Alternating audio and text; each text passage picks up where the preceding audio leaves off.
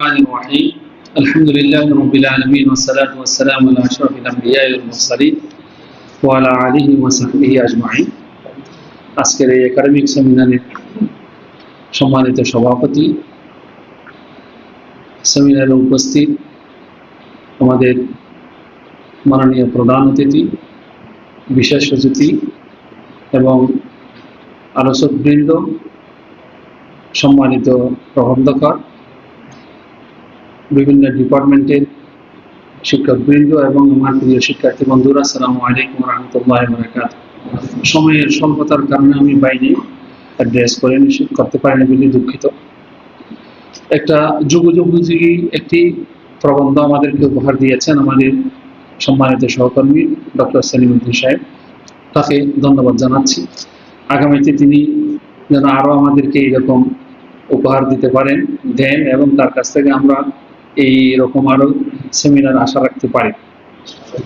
যেহেতু তিনি তার প্রবন্ধের মধ্যে ভিক্ষার কারণসমূহ একটা পরিসংখ্যান দিয়েছেন, কি কি কারণে মানুষ ভিক্ষা করতে পারে এবং করে থাকেন, বিস্তারিত আলোচনা কিছু না কিছু সবকিছু জায়গাতেই কাজ করেছেন। পাশাপাশি আমাদের আলোচক প্রফেসর ডক্টর শরীফুল হক খুব ভালো একটা পরিসংখ্যান দিয়েছে। একটা একাডেমিক সেমিনারে একাডেমিক আলোচনা না করলে হয় না। যেহেতু এই সেমিনারের প্রবন্ধের শিরোনাম হচ্ছে কি ইসলামী ভিক্ষাবৃত্তি অনুমোদন, সীমা ও প্রতিকার। অনুমোদন শব্দটা এখানে আমার মনে হয় না হলেই ভালো হতো। কোরআন এবং হাদিসের মধ্যে কোথাও আমি দেখিনি ভিক্ষার অনুমোদন এসেছে। ভিক্ষা চাওয়া এটা কোথাও কোরআন হাদিসের মধ্যে আসেনি। হ্যাঁ, পরোক্ষভাবে এসেছে, কোরআনের মধ্যে বলছে ওয়াম্মা সাইলা ফালা তানহার, যে ইন্নামাস সাদাকাতু লিল ফুকারা ওয়াল মাসাকিন, ওদের জন্য এইগুলো আছে, ওইগুলো আছে নিবে কারা, যারা উপযোগী। কিন্তু সরাসরি তুমি ভিক্ষা চাও, ভিক্ষা দাও, এই কথা কোরআনের মধ্যে কোথাও উল্লেখ আছে বলে আমার জানা নেই, হাদিসের মধ্যে। এবং আল্লাহ রাসূলের যুগে সবচেয়ে যারা অভাবী আসহাবে সুফফা, হযরত আবু হুরায়রা বলতেছেন, আমি ইসলাম গ্রহণ করার পরে মুহাজিররা তাদের বিভিন্ন মদিনার বাজারের মধ্যে তারা ব্যবসা নিয়ে পড়ে থাকেন, আনসার ভাইরা তাদের ক্ষেত খামার আছে, তারা ক্ষেত খামার নিয়ে পড়ে থাকেন। আমার আবু হুরায়রা দোষী একজন যুবক, আমার কিছুই নাই, আল্লাহ রসুলের দরবার ছাড়া কোথাও যেতাম না। ক্ষুধার ঝালা এমন হয়ে যেত, আল্লাহ রসুলের মিম্বর বাড়ি এবং মানে মসজিদের পাশে মাঝখানে আমি অসহায় হয়ে সে পড়ে থাকতাম। মানুষ বলতো যে ওর মৃগরোগ হয়েছে। সেই যুগে মানুষের একটা ধারণা হতো মৃগরোগ হলে জুতা দিয়ে পিটাইলে তার শেষ আসতো। মানুষ আমাকে জুতা দিয়ে পিটাচ্ছে, এই কারণে আমার মৃগরোগ হয়েছে, অথচ আমার কোনো রোগ ছিল না, ক্ষুধা। এই ব্যক্তিকে পর্যন্ত আল্লাহ রসুল তুমি ভিক্ষা করো সে কথা বলেননি। এবং একাধিক হাদিসের মধ্যে এসেছে আসহাবে সুফফার ব্যাপারে তারা কি করতেন, মসজিদের মধ্যে দ্বীনের আলোচনা করতেন, দ্বীনের মধ্যে তারা পাহাড় থেকে জঙ্গল থেকে কাঠ কাটে এনে বিক্রি করতেন এবং খুব পানি সংগ্রহ করে মসজিদের মধ্যে দিতেন। হযরত সোবান রাদিয়াল্লাহু তাআলা আনহু, আল্লাহ রাসূল একবার বলছেন, সোবান তুমি যদি কি এইটা বেশি অঙ্গীকার করতে পারো যে আমার ছাড়া আর কারো কাছে কোনো কিছু চাইবে না, তাহলে তোমার জন্য জান্নাত দেওয়া হবে। হযরত সোবান যতদিন বেঁচে ছিলেন আল্লাহ রাসূল করে কারো কাছে কিছু চাইনি। আল্লাহ রসুলের সাহাবীদের হিজরত করার পর মুআখাত বাইনাল মুহাজিরিন ওয়াল আনসার কেন করেছেন আল্লাহ রসুল?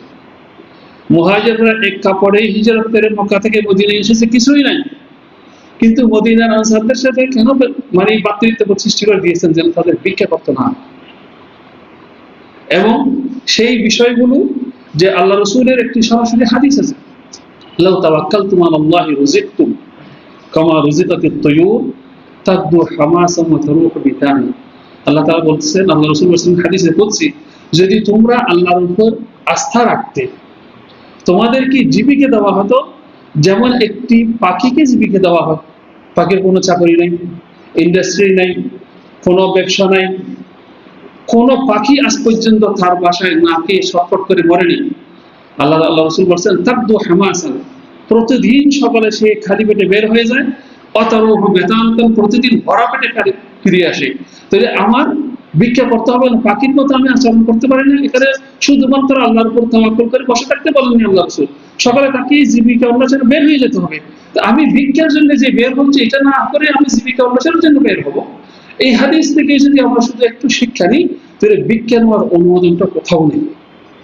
এবং ফিকহি মাসাল, একজনের কাছে আপনি সফর করতেছেন, আপনার উজু করার মতো পানি নেই, আপনার পাশের জনের কাছে উজু করার মতো পানি আছে, তো তার কাছ থেকে আপনি পানি চেয়ে উজু করতে পারবেন নাকি তায়াম্মুম করবেন? ইমাম জুমহুর বলছে না, as-su'alu যুলমুন, প্রশ্ন করা তার কাছে চাওয়া এটাই তো আমার অপমান। তার জন্য এই মত অবস্থা, তার জন্য তায়াম্মুম অবৈধ, যে পানি চেয়ে উজু করাচ্ছে। কতটুকু ফকিরা কি পর্যায়ে এসে গেছে। আরবি মানে প্রবাদ বাক্য দিয়ে আছে, আল ইয়াদুল উলিয়া খায়রুম মিন ইয়াদিস সুফারা। তো এই বিষয়গুলো ইসলামে আমি দেখিনি কোথাও ভিক্ষার অনুমোদন আছে প্রত্যক্ষভাবে। পরোক্ষভাবে যে বিষয়গুলো আছে ওখান থেকে ভিক্ষার অনুমোদনটা এসে যায়। আল্লাহ তাআলা বলছেন যে ইন্নামাস সাদাকাতু লিল ফুকারা, কাকে দিবে ভিক্ষুক না থাকলে, এটা বিষয় এসেছে। তো বিশেষ করে এই জন্য আমাদের প্রবন্ধকারও মানে উল্লেখ করেছেন, বিশেষ করে শরীফ আমাদের শরীফুল হক সাহেব উল্লেখ করেছেন, এই ভিক্ষাবৃত্তির নিরসনে সমাজের দায়বদ্ধতা, সরকারের দায়বদ্ধতা অবশ্যই আছে। যেমন চুরির বিধান হচ্ছে কি, চুরি করলে হাত কাটা যাবে। কখন হাত কাটা যাবে? একজন মানুষের চুরি না করার জন্য যতগুলো উপকরণ থাকতে পারে সমাজে, যে যেগুলো প্রতিষ্ঠা থাকে, এরপরও সে চুরি করে, তখন হাত কাটা যাবে। চুরি করার মানে আমি জীবিকা নির্বাহ করার জন্য আমার কোনো পন্থা নাই, আমি মানে জীবিকা অন্বেষণের জন্য, জীবিকা নির্বাহ করার জন্য আমাকে মানে কোথাও নামিয়ে চুরি করতে হবে, সেই চুরি করলে হাত কাটা যাবে না।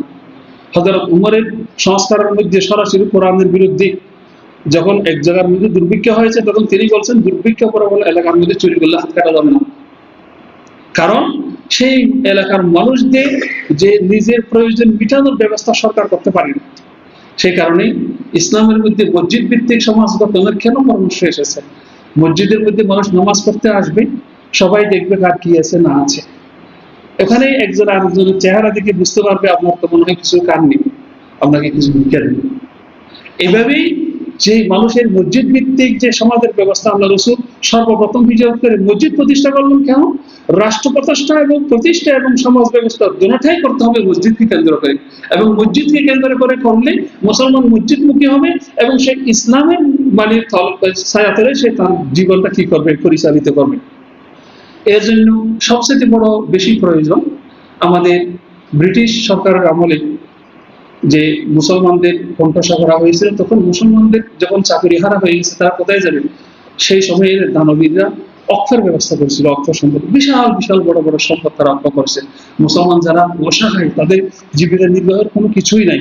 তো এখনো আমাদের এই ভিক্ষুকদেরকে ভিক্ষাবৃত্তি থেকে নিরসন করার জন্য যদি কি অক্ষর সেই সংস্কৃতিতে আমরা বাড়াতে পারি, আজকের যুগে মানে অসংখ্য 100 কোটি কয়েকশো কোটি টাকার মানুষের অভাব নেই। আপনি সাধারণ ধরেন যে চট্টগ্রাম শহরে 100 কোটি টাকার মালিক একেবারে না থাকলেও 100 জন আছে। তাহলে 100 জন 100 কোটি টাকার মালিক, যে তাকে 2.5% যদি যাকাত দেওয়া হয়, 2.5 কোটি টাকা বছরে, তো 2.5 কোটি টাকা যদি কি যাকাত নেওয়া হয়, তাহলে চট্টগ্রাম শহরে এটা যদি সুষম বন্টন করা হয়, আমার মনে হয় কোনো বিক্ষোভ থাকতে পারে। সেই কারণেই ইসলামের যে ব্যবস্থাগুলো সেগুলো যদি সঠিকভাবে আমরা পরিচালিত করতে পারি, ওয়াকফ সম্পদ বাড়ানো এবং যাকাতের সিস্টেমকে যথাযথভাবে পরিচালনা করা, তাহলে এই ভিক্ষাবৃত্তি সমাজ থেকে একেবারেই উঠে যাবে। তো আশা করব যে এখানে আমার মনে হয় সেই কারণে যে ভিক্ষাবৃত্তি, ইসলামী ভিক্ষাবৃত্তি অনুমোদন, সীমা ও প্রতিকার, এই শিরোনামটা যদি এভাবে হয় আমার মনে হয় ভালো হবে একাডেমিক হিসাবে, যে ইসলামের আলোকে ভিক্ষাবৃত্তি একটি পর্যালোচনা। তাহলে অনুমোদন বললেই ইসলামের মধ্যে ভিক্ষাবৃত্তির অনুমোদন দেওয়া হয়েছে সেটা অটোমেটিক বোঝা যাবে, কিন্তু অনুমোদন নেই ইসলাম কখনো। এবং সেই কারণে প্রবন্ধকার এখানে উল্লেখ করেছেন, যার একবেলা খাওয়ার মতো কি আছে, খাবার আছে, তার ভিক্ষা চাওয়ার কোনো অনুমোদন নেই, এটার বৈধতা নেই। হ্যাঁ, কেউ যদি দিলে সে নিতে পারবে, কিন্তু আমার কাছে দুপুরের খাবার পয়সা আছে, খাবার আছে, আমি দুপুরের খাবারের জন্য আরেকজনের কাছে হাত পাততে পারবো না। হ্যাঁ, কেউ যদি দিলে আমি নিতে পারবো, সেটা ভিন্ন জিনিস। সে কারণে যে এই বিষয়গুলো মানে এই শিরোনামটা যদি এইভাবে হলে আমার মনে হয় ভালো হয়, এটা একটু দেখা যাবে। তো সর্বোপরি প্রবন্ধটি খুব চমৎকার হয়েছে। ও রেফারেন্স গুলো আর একটু স্বনির্ভর করলে ভালো হতো। দুই একটা বিষয় কিছু এটা প্রিন্টিং মিস্টেক হতে পারে, এগুলো আছে। তো তারপরেও আমরা প্রবন্ধকার আমাদেরকে সুন্দর একটা প্রবন্ধ উপহার দিয়েছেন, সমসাময়িক বিষয়ের উপর তিনি একটা দৃষ্টিপাত করেছেন। আমরা সবাই উপকৃত হব, এবং বিশেষ করে আমরা যে যেখানে আছি, যে অবস্থানে আছি, সেখান থেকেই ভিক্ষাবৃত্তি কিভাবে নিরসন করা যায় এবং এটা নিয়ে আমরা চেষ্টা করবো। আমি একাধিকবার দেখেছি একজন মানুষ কোরআন পড়ে পড়ে ভিক্ষা করতেছে। আমি তাকে বললাম যে আপনি কোরআনটা বন্ধ করেন। আরেকজন বলছে কিরে আপনি কোরআন পড়তে বন্ধ করতে বলছেন কেন? বলছে এই কোরআন তোমার ভিক্ষা করার জন্য নাযিল হয়নি, কোরআনকে ভিক্ষা করার জন্য নাযিল হয়েছে। এই কোরআন নাযিল, এই কোরআনের পিছনে মানুষ লক্ষ লক্ষ মানুষ রক্ত দিয়েছে এর ভিক্ষা করার জন্য। আমাদের কনসেপ্টটা চেঞ্জ করতে হবে। তো যতক্ষণ পর্যন্ত আমাদের সমাজের মধ্যে এই অনুভূতি যে প্রতিষ্ঠা না পাবে, ততক্ষণ পর্যন্ত আমরা আমাদের সঠিকভাবে নিজেদের জীবনকে পরিচালনা করতে পারবো না। আল্লাহ আমাদের সকলকে যে কোরআন সুন্নাহর আলোকে নিজের জীবনকে পরিচালনা করার তৌফিক দান করুন। আসসালামু আলাইকুম ওয়া রাহমাতুল্লাহি ওয়া বারাকাতুহু।